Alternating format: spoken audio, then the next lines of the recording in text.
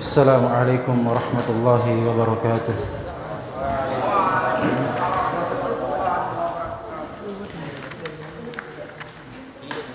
Alhamdulillah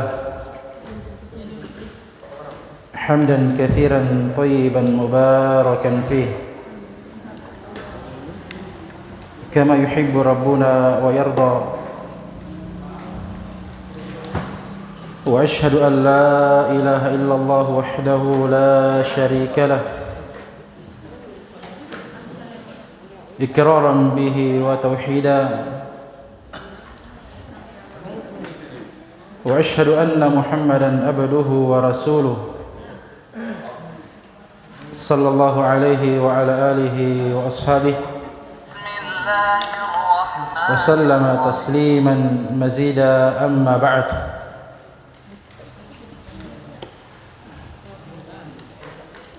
al-ikhwah rahimani wa rahimakumullahu ta'ala jami'an.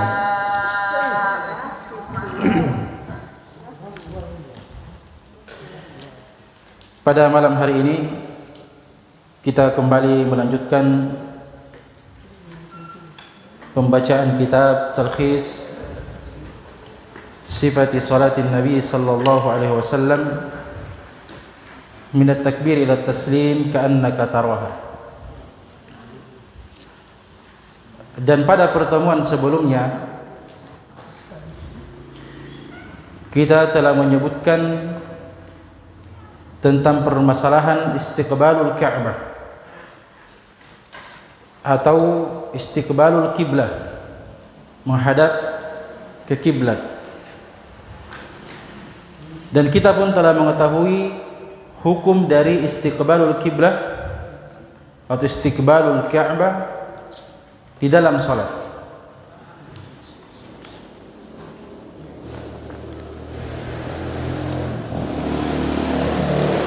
Apa hukumnya yang disebutkan oleh penulis istiqbalul Ka'bah ini?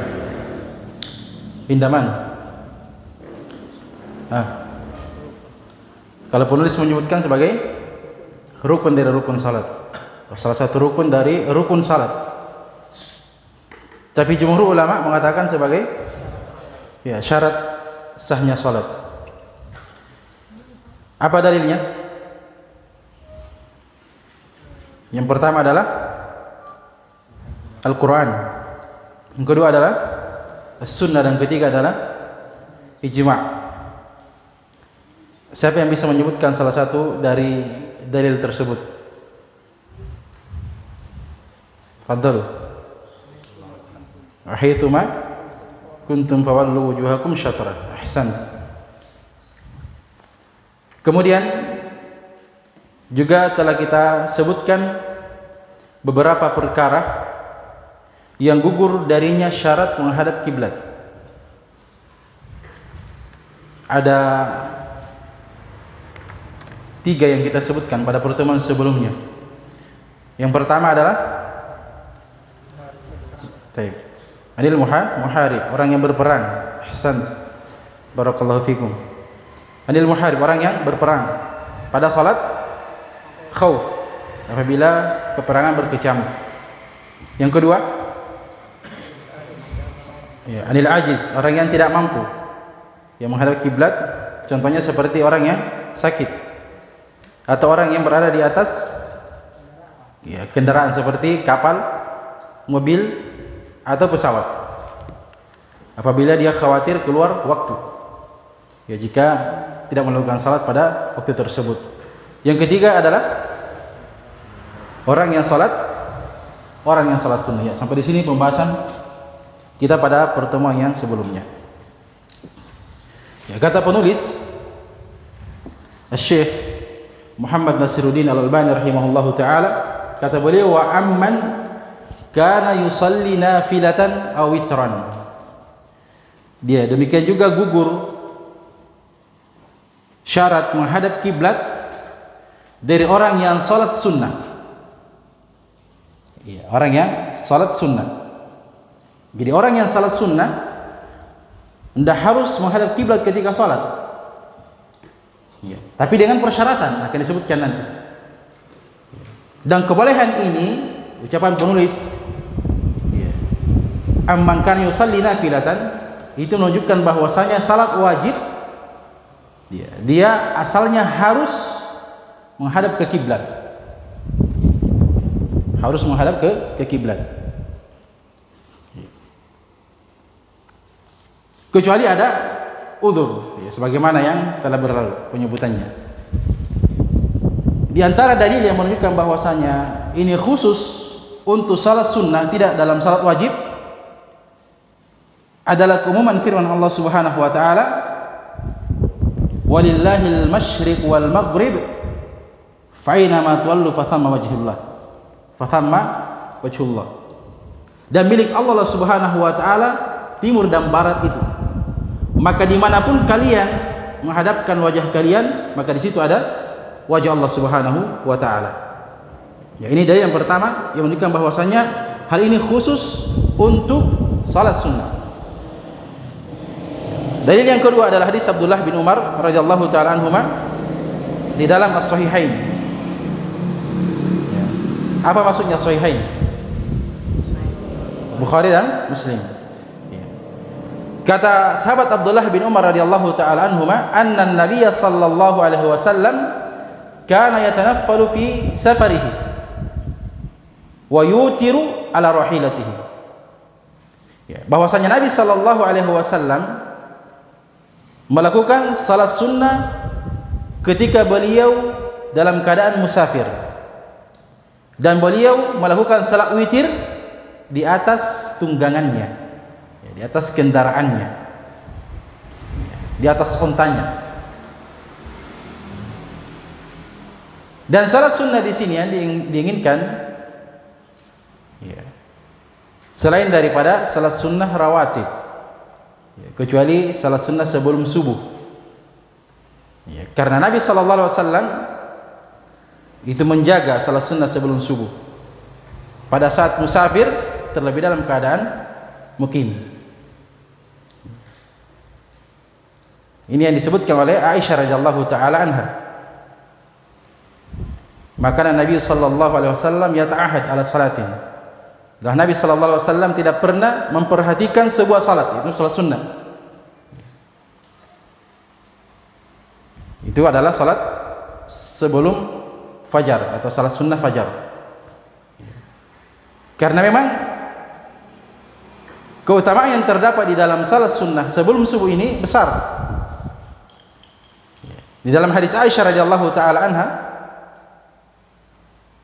yang diriwayatkan oleh Muslim rahimahullahu taala, kata Nabi sallallahu alaihi wasallam, raka'atul fajri khairum minad dunya wa ma fiha.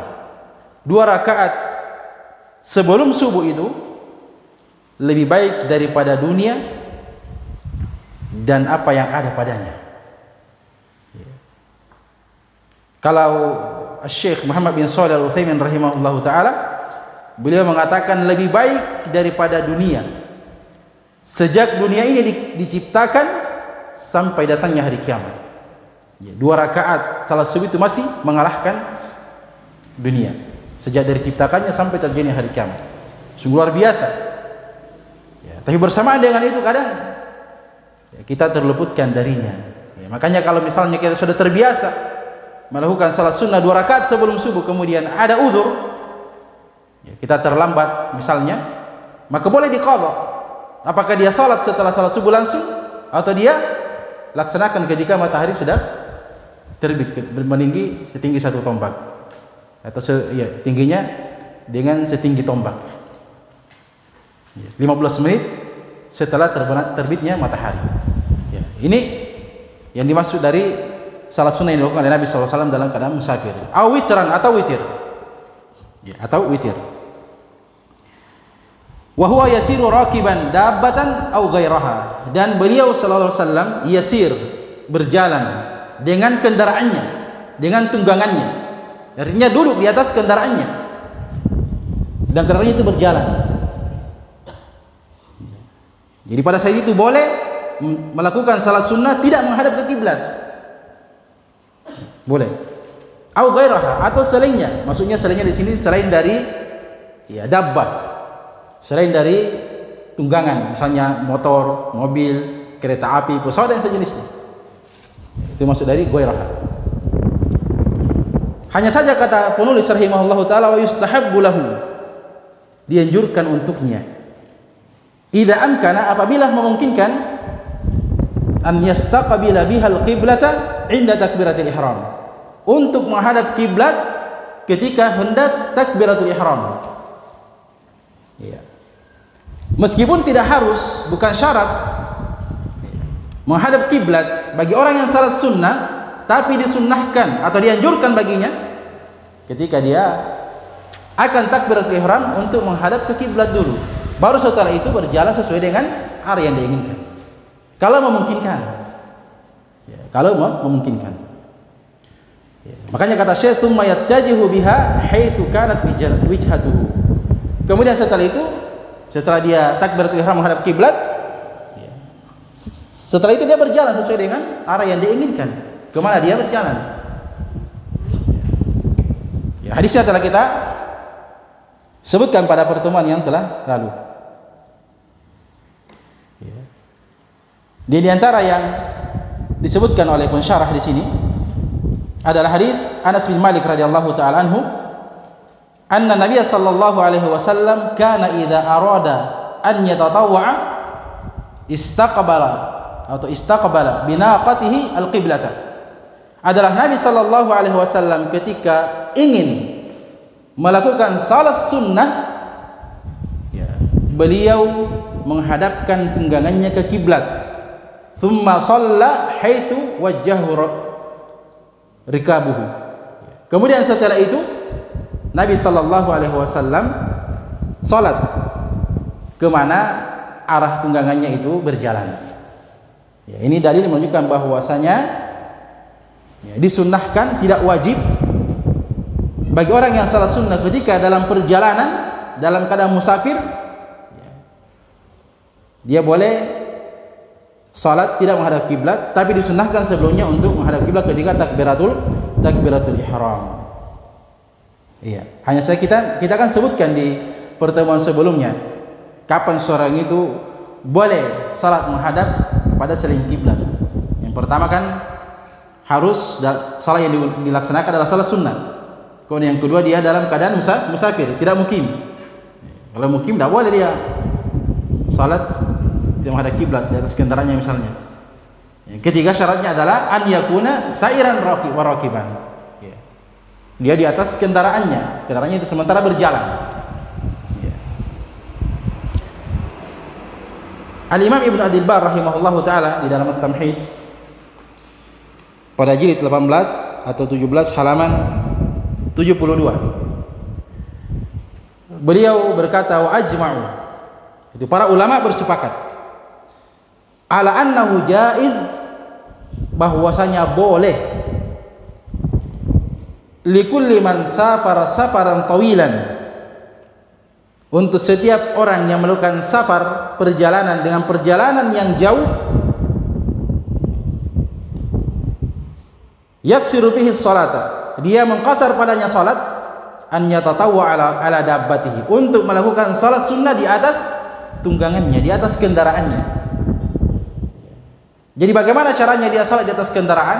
Kalau misalnya onta, ya, atau mobil yang tidak mungkin dia berdiri, kata Al-Imam Ibnu Abdul Barr rahimahullahu taala, wa yaj'alu sujudahu akhfadha min ruku'ihi, dan dia menjadikan sujudnya itu lebih rendah daripada rukuknya. Jadi sujud lebih rendah merunduknya, ya, dibandingkan daripada sujud.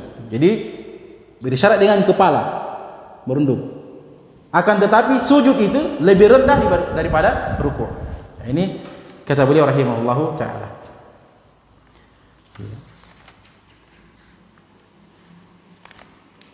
Kemudian kata penulis rahimahullahu taala, wa yajibu ala kulli man kana musyahidan lil ka'bati an yastaqbila ainaha, dan wajib bagi setiap yang menyaksikan, melihat langsung Ka'bah, itu harus menghadap kepada zatnya Ka'bah.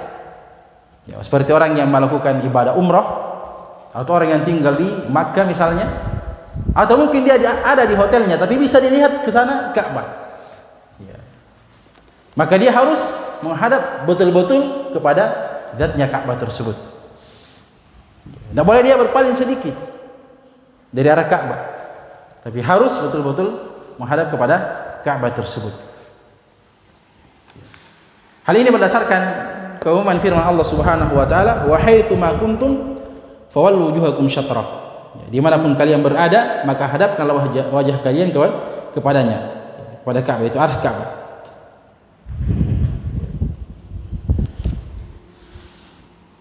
Demikian juga keumuman sabda Nabi sallallahu alaihi wasallam dalam hadis yang kita sebutkan sebelumnya, hadis yang orang yang jelek salatnya itu. Karena Nabi sallallahu alaihi wasallam bersabda, "Idza qumta ila sholati fastaqbilil qiblati." Idza qumta ila sholati fasbighil wudu, thumma istaqbilil qiblati fakabbir. Apabila kamu hendak melaksanakan salat, maka sempurnakanlah wudumu, kemudian menghadaplah ke kiblat. Maksudnya Ka'bah. Kalau dilihat secara langsung. Demikian juga dinukilkan kesepakatan para ulama akan kewajiban menghadap kepada zatnya Ka'bah yang boleh disaksikan atau lihat secara langsung. Dinukilkan kesepakatan oleh Ibnu Abdul Bar rahimahullahu taala di dalam At-Tamhid pada jilid 17 halaman 54. Demikian juga Al-Imam Ibnu Qudamah di dalam Al-Mughni jilid 1 halaman 456. Demikian juga Syekhul Islam Ibnu Taimiyah rahimahullahu taala di dalam Majmu'ul Fatawa pada jilid 22 halaman 208. Demikian juga ulama yang lain. Mereka ini disebutkan di sini oleh pensyarah. Wa naqalu al-ijma'. Mereka menukilkan kesepakatan para ulama ala anna man syahada ainal ka'bati, bahwasanya siapa saja yang menyaksikan Ka'bah, melihat secara langsung Ka'bah, fa fardhuhu as-shalah ila ainiha, maka kewajibannya adalah salat menghadap zatnya Ka'bah. Kalau dia tidak salat menghadap Ka'bah, bagaimana salatnya? Dia kan lihat secara langsung tapi dia tidak salat menghadap Ka'bah. Apakah dikatakan salatnya batal? Kata Syekh, wa in shalla ila ghairiha amdan, apabila dia salat tidak menghadap Ka'bah secara sengaja, fala salata lahu, yani la tasihhu salatuhu, maka tidak ada salat baginya, artinya tidak sah salatnya. Apa kewajibannya dia? Kalau salat tidak sah, wa alaihi al-i'adah, maka wajib baginya untuk mengulangi salat. Ya. Ini bagi orang yang melihat secara langsung Ka'bah ada di hadapannya. Dia harus betul-betul menghadap kepada Ka'bah. Kalau orang yang jauh dari Ka'bah, seperti kita di Indonesia ini tidak kelihatan, jauh.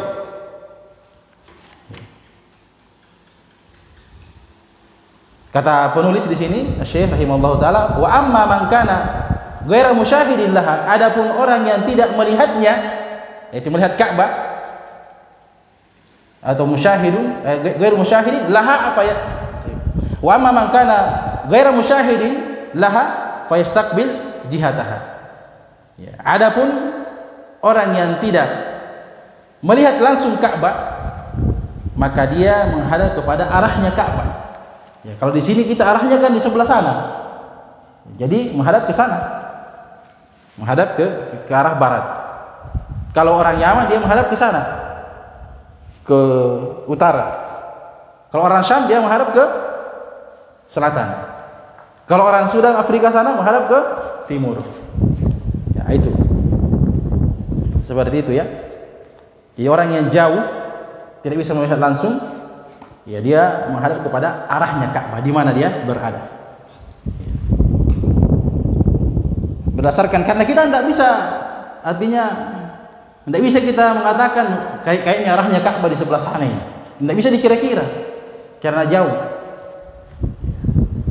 Dan ini pendapat jumhur ulama. Ini adalah pendapat jumhur ulama. Amma man kana ghairu musyahidin laha fa qiblatuhu jihatul Ka'bah indal jumhur. Adapun orang yang tidak melihat Ka'bah secara langsung, maka kiblatnya dia adalah arahnya Ka'bah. Ini adalah pendapat jumhur ulama. Kata Imam Al-Qurtubi rahimahullahu taala di dalam tafsirnya pada jilid 2 halaman 444, wa huwa as-sahihu li thalathati aujuhin. Dan inilah pendapat yang sahih, yang benar dari 3 sisi atau berdasarkan 3 sisi. Sisi yang pertama kata beliau, annahu al-mumkin alladhi yartabitu bihi at-taklif. Karena ini adalah perkara yang memungkinkan, yang berkaitan dengan at-taklif. Kalau misalnya orang mengatakan tidak bisa, antum harus betul-betul menghadap kepada zatnya Ka'bah meskipun kamu jauh, maka ini adalah perkara memberatkan, fihi masyaqqah. Sementara pembebanan itu, taklif itu, fattaqullaha mastata'tum, la yukallifullahu nafsan illa wus'aha. Yang kita mampu hanya menghadap kepada arahnya Ka'bah. Alasan yang kedua kata beliau, atau sisi yang kedua, annahul ma'muru bihi fil Qur'an. Karena ini yang diperintahkan di dalam Al-Qur'an. Allah Subhanahu wa taala berfirman, "Fawalli wajhaka syatral masjidil haram," ay jihatah. Maka hadapkanlah wajah kalian ke arahnya Ka'bah. Ini kan perintah Allah Subhanahu wa taala. Kemudian sisi yang ketiga kata beliau, annal ulama ittafaqu, bahwasanya para ulama bersepakat, anna shaffat tawil, bahwasanya shaf yang panjang, alladhi yu'lamu qat'an annahu ad'af urdal bait. Shaf yang panjang yang diketahui secara pasti bahwasanya dia lebih panjang dibandingkan dengan ukurannya bangunan Ka'bah. Kata Syekh di sini, as-salatu fihi sahih, bahwasanya salat padanya sah. Ya, artinya kalau shafnya panjang, saf ini panjang, tidak mungkin kita mengatakan safnya harus dibengkok begini, karena Ka'bah itu ukurannya sekitar sekian meter saja. Nah, lurus dia. Kan sawu sufufakum fa inna taswiyatan sufuf min tamis shalah. Jadi ini alasan yang disebutkan oleh Imam Al-Qurtubi rahimahullahu taala, menunjukkan bahwasanya pendapat jumhur yang kuat, bahwasanya meskipun atau orang yang jauh yang tidak mampu melihat Ka'bah secara langsung, maka dia keharusannya adalah menghadap kepada arahnya Ka'bah. Permasalahan atau sebuah permasalahan, sujud tilawah misalnya. Sujud tilawah kan kalau kita membaca Al-Quran, saya di luar salat ini, bukan dalam salat. Kalau dalam salat kan tidak ada masalah, tetap menghadap kiblat. Dia membaca misalnya surah apa ini, ada ayat sajadahnya? Surah sajadah. Ya, surah sajadah, la ba'sa bih. Surah sajadah atau surah Al-Alaq atau surah Al-Insyiqaq atau surah yang lainnya yang ada ayat sajadahnya. Dia melewati ayat sajadah, kan dia disunnahkan untuk sujud. Ketika dia sujud, apakah harus menghadap kiblat atau boleh sujud menghadap kemana saja yang dia mau? Bagaimana ya? Ada khilaf atau ada kesepakatan para ulama bahwasanya harus menghadap kiblat? Ya. Dia harus menghadap kiblat atau tidak? Entah ya. Pendapat yang kuatnya dia tidak dipersyaratkan. Tidak dipersyaratkan harus menghadap kiblat ketika sujud tilawah di luar salat. Dan ini pendapatnya Imam Asy-Sya'bi rahimahullahu taala, Amir bin Syarahil Asy-Sya'bi Al-Hamdani Al-Kufi, Abu Amr. Ya, demikian juga pendapatnya Ibnu Hazm. Pendapatnya Syekhul Islam Ibnu Taimiyah rahimahullahu taala, dan ini yang dikuatkan oleh Syekh Muhammad bin Shalih Al-Utsaimin rahimahullahu taala di dalam Syarhul Mumti'. Apa dalil mereka bahwasanya tidak dipersyaratkan harus menghadap kiblat ketika sujud tilawah di luar salat? Dalil mereka adalah hadis Abdullah bin Umar. Atau mereka mengatakan karena sujud tilawah itu tidak dikatakan sebagai salat, cuma sujud saja, tidak dikatakan sebagai salat. Makanya tidak dipersyaratkan harus menghadap kiblat. Dalilnya apa? Hadis Abdullah bin Umar radhiyallahu taala anhu. Disebutkan di dalam Sahih Bukhari dengan lafaz wa kana Ibnu Umar radhiyallahu taala anhuma yasjudu ala ghairi wudu'in. Bahwasanya Abdullah bin Umar radhiyallahu taala anhuma sujud dalam keadaan tidak berwudu. Ya. Annahu sajada ala ghairi taharatin. Bahwasanya beliau sujud ya tidak dalam keadaan telah berwudu, telah selesai berwudu. Suci. Tidak di atas ya, perkara yang dia telah suci. Ini dipakai berdalil oleh para ulama. Bagaimana caranya ini dipakai berdalil? Sementara pembahasan kita adalah sujud. Ya. Kata mereka, fadalla hadza ala anna sujudat tilawati laysat salatan. Maka hal ini menunjukkan bahwasanya sujud tilawah itu bukan salat. Kalau dia salat pasti harus berwudu dulu. Ya. Makanya ini dipakai berdalil. Fa idza kanat laysat salatan fa yajuzu fiha istiqbalul qiblah aw adam istiqbalil qiblah. Maka kalau dia bukan salat maka boleh ya, sujud tilawah menghadap kiblat dan juga boleh tidak menghadap ke kiblat. Tapi kalau mungkin kan antum bisa menghadap kiblat sama supaya keluar dari perselisihan para ulama. Al-khuruju minal ikhtilafi mustahab. Keluar dari perselisihan para ulama jika memungkinkan itulah perkara yang dianjurkan, disukai. Kalau sujud syukur ya, ada enggak sujud syukur? Biasanya ada yang setiap selesai salat Isya sujud dia. Ini sujud apa ini? Ya, pernah ada yang tanya saya dulu ini. Katanya sujud apa itu? Saya juga enggak tahu itu sujud apa. Setiap selesai salat Isya, salat sunat 2 rakaat, setelah itu sujud. Enggak tahu sujud apa itu. Ya, saya kira kemungkinan itu sujud syukur ke apa? Ya, sujud syukur. Padahal sujud syukur itu dilakukan ketika mendapatkan sebuah kenikmatan, ditajadudi nikmat. Meskipun dikatakan bahwasanya salat Isya itu adalah sebuah kenikmatan karena kita sudah bisa melakukannya, tapi tidak dinukilkan dari para ulama salaf. Tidak dinukilkan dari Nabi sallallahu alaihi wasallam. Demikian juga para sahabat, para tabi'in atau tabi'in, para imam yang melakukan hal tersebut. Hal ini menunjukkan bahwasanya hal tersebut tidak disyariatkan. Demikian juga sujud syukur itu tidak dipersyaratkan harus menghadap ke kiblat. Ya. Permasalahan yang lain. Apabila misalnya kadang kan kita dapatkan sebagian masjid sudah ada apa namanya tegelnya yang garis lurus begini. Tiba-tiba diukur kiblatnya, kayaknya melenceng ini kiblatnya. Akhirnya pakai warna lain lakbangnya dipasang. Akhirnya kayak miring sedikit.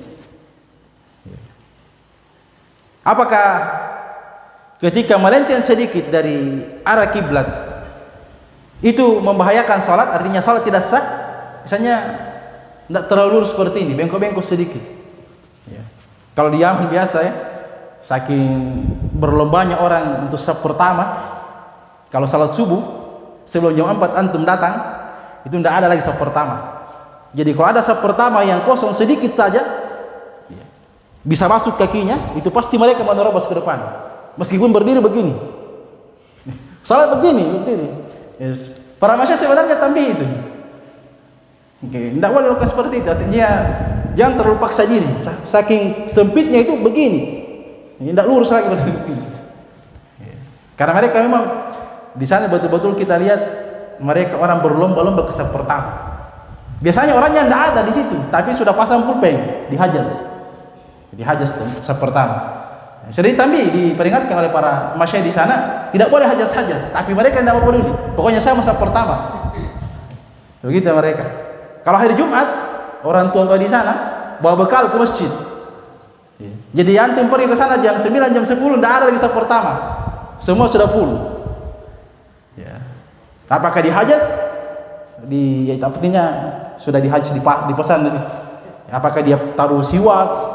Dulu ada ikhwan bilang ini siwak ini itu apa ini? Saya bilang itu Hajaz itu, jangan tuh ambil. Ya, jadi sudah di Hajaz. Jadi begitu, kadang dia tidak lurus lagi berdirinya, sudah miring-miring.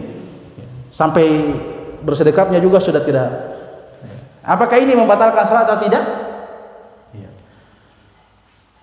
Kata Al-Imam Al-Baghawi rahimahullahu taala, amma idza bana, adapun ketika jelas annahu in harafa, maksudnya dia melenceng yamnatan aw yasrah, ke kanan atau ke kiri, Wal jihah wahidah, akan tapi jihanya arahnya masih satu, artinya masih menghadap kiblat.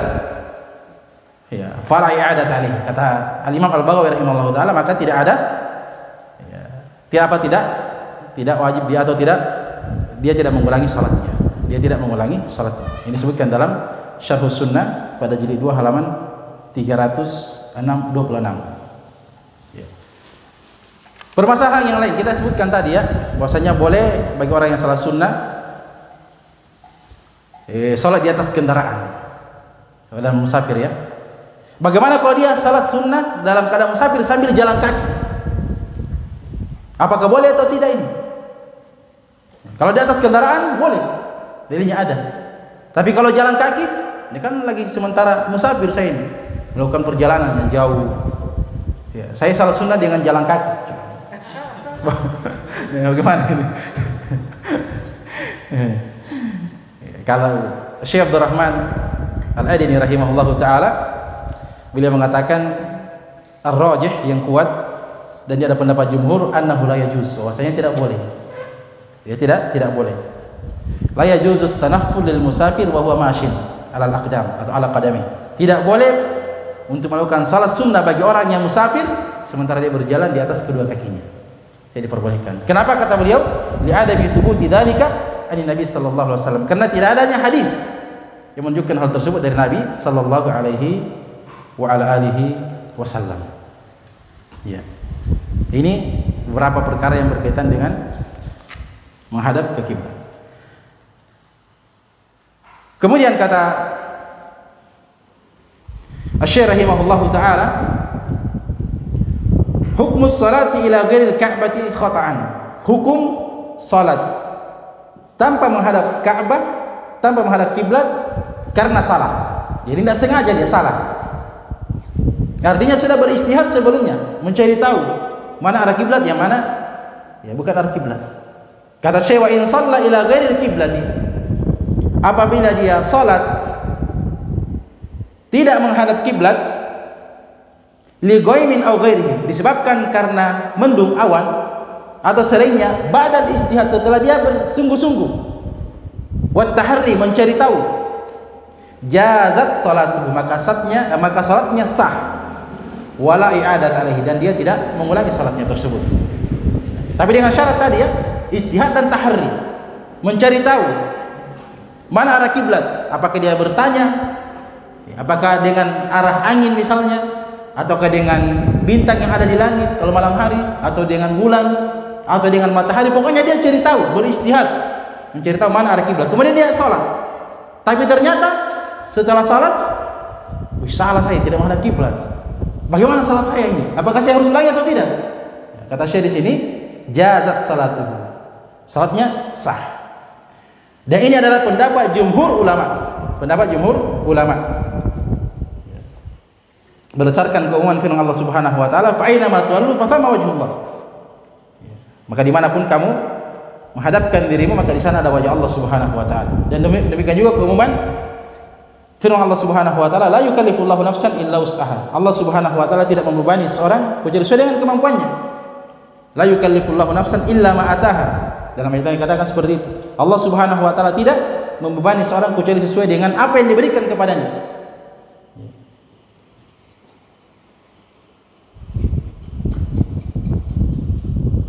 Meskipun di sana ada pendapat yang lain ya. Sebenarnya ada 3 pendapat disebutkan oleh para ulama. Tapi itulah pendapat yang kuatnya. Tapi dengan syarat dia harus bersungguh-sungguh mencari tahu dulu. Kalau dia tidak mencari tahu, langsung saja salat. Pokoknya saya salat, yang penting niat saya, seperti kita sebutkan tadi. Kan yang penting niat saya baik. Disebutkan sebelumnya. Yang penting niat saya. Kata pensyarah di sini, idza shalla ila ghairil qiblah duna ijtihadi. Apabila dia salat tidak menghadap kiblat tanpa beristihad, bersungguh-sungguh sebelumnya mencari tahu, fa alaihi li'ada, maka wajib baginya untuk mengulangi salat. Inda ammati ahli ilm, menurut keumuman para ulama.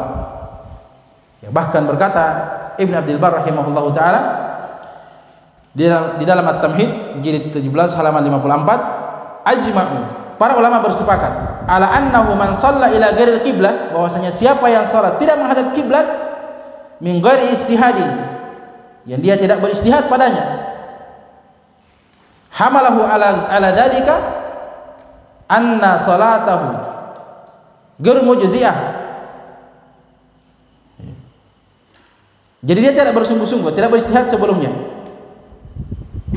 Ketidak bersungguh-sungguhannya ini, tidak beristihadnya ini dia yang membawa dia untuk melaksanakan salat tidak pada atau tidak menghadap kiblat.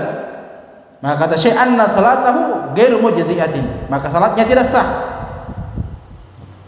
Wa alaihi adatuha, dan wajib baginya untuk mengulangi salatnya menghadap ke kiblat. Pembahasan yang terakhir dari permasalahan menghadap kiblat ini sebelum masuk pembahasan tentang berdiri.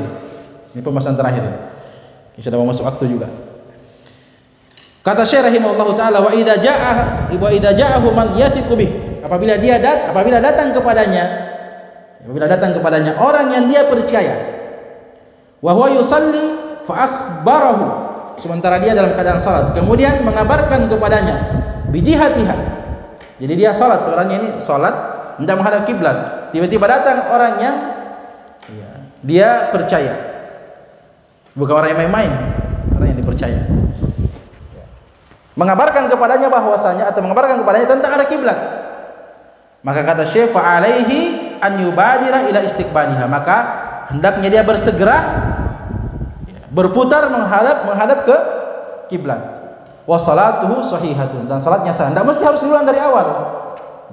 Jangan dia mengatakan, kan tadi saya tidak menghadap kiblat, ya saya batalkan saja salatku dulu baru ulang dari awal. Tidak, langsung saja berputar, tidak diulangi lagi salat, langsung berputar, lanjutkan salatnya. Apa dalilnya? Dalilnya adalah hadis Abdullah bin Umar radhiyallahu ta'ala anhu. Dulu kan para sahabat salat tidak menghadap Ka'bah. Atau ketika para sahabat berada di Makkah, mereka bisa salat menghadap Ka'bah sekaligus menghadap kepada Baitul Maqdis. Jadi Ka'bah di sini kan, Baitul Maqdis di arah utara sana. Salat menghadap ke sana sekaligus dua-duanya, Ka'bah dengan Baitul Maqdis. Tapi ketika sampai di Madinah susah. Ka'bah ada di sebelah selatan, Baitul Maqdis ada di sebelah utara. Tidak bisa lagi salat menghadap kedua-duanya. Maka mereka para sahabat salat menghadap ke Baitul Maqdis selama berapa bulan? Berbulan. Ya. Sebelum turun perintah ayat untuk menghadap ke Ka'bah. Kalau tidak salah berapa bulan? 16 ya. 16 kayaknya, menghadap ke Baitul Maqdis. Setelah itu turun perintah untuk menghadap ke Ka'bah. Maka sebagian sahabat, selesaikan dulu ya. Maka sebagian sahabat yang sholat di Masjid Quba belum sampai kepada mereka berita bahwasanya telah turun ayat perintah kepada Nabi SAW untuk sholat menghadap Ka'bah. Pada saat itu mereka masih sholat menghadap Baitul Maqdis, menghadap ke utara sana. Sementara Ka'bah kan di selatan, harus berputar. Maka kata Abdullah bin Umar radhiyallahu ta'ala anhu, bainaman nasu bi Quba, atau bainaman nasu fi salatin bi Quba, ketika para sahabat melakukan salat di Masjid Quba, id ja'ahum atin, tiba-tiba datang kepada mereka seorang sahabat yang lain. Faqala, dan berkata, jadi sahabat yang datang ini berkata, inna Rasulullah sallallahu alaihi wasallam qad unzila alaihi lailatul Quran. Sungguhnya Nabi sallallahu alaihi wasallam telah diturunkan kepadanya tadi malam sebuah ayat dari Al-Qur'an. Atau diturunkan Al-Qur'an kepadanya. Wa qad umira an yastaqbilal Ka'bah, dan dia diperintah oleh Allah Subhanahu wa taala untuk menghadap ke Ka'bah, itu dalam salat. Fastaqbiluha, maka hendaklah kalian menghadap ke Ka'bah. Apakah mereka membatalkan salatnya baru menghadap ke Ka'bah? Tidak. Makanya di sini disebutkan wa kanat wujuhuhum ila Syam. Dan pada saat itu wajah mereka menghadap ke Syam, arah utara sana. Fastadaru ilal Ka'bati, maka mereka pun berputar menghadap ke Ka'bah. Itu dilakukan. Tidak usah dibatalkan salatnya, berputar saja. Kalau ada yang memperingatkan bahwasanya ada kasih syarat bahwasanya kita tidak salat menghadap ke Ka'bah, berputar saja. Tidak harus mengulang dari awal. Nah, salat kita sah. Nah, ini pembahasan terakhir dari permasalahan berkaitan dengan istiqbalu al-Ka'bah. Wallahu ta'ala. Subhanakallahumma wa bihamdika, asyhadu an la ilaha illa anta, astaghfiruka wa atubu ilaik. Assalamualaikum warahmatullahi wabarakatuh.